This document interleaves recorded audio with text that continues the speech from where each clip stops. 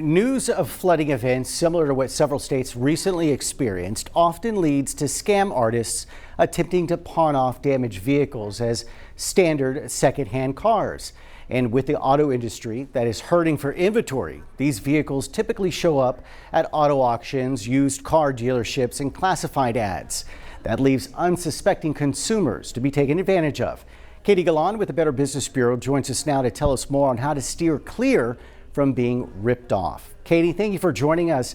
What has the BBB seen when it comes to scammers sprucing up damaged vehicles and passing them off as legit automobiles? Hello, thank you for having me today. So sometimes when there are areas that have been flooded, a lot of times people will take the vehicles that were flooded out and they will transport them to maybe even a different state, to somewhere really far away, and they'll refurbish them and then they'll sell them. So that's something that we see sometimes, especially down here in South Texas.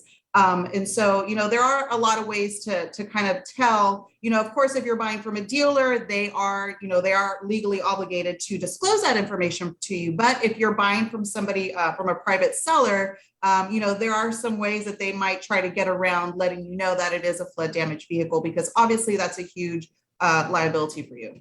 And Katie, how can Texans avoid from falling victim to these type of scams?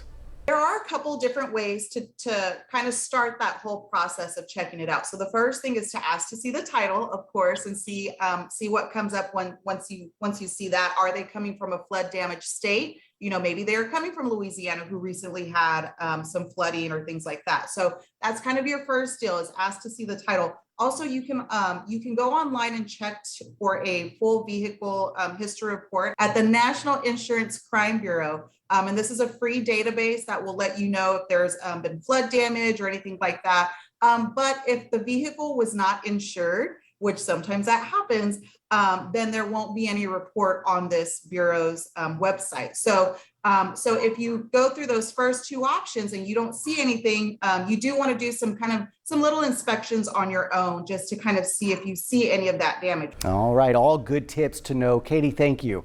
And if you have a question or concern about a scam, business, or product, be sure to log on to bbb.org for more. Stay with us. More news at noon right after this.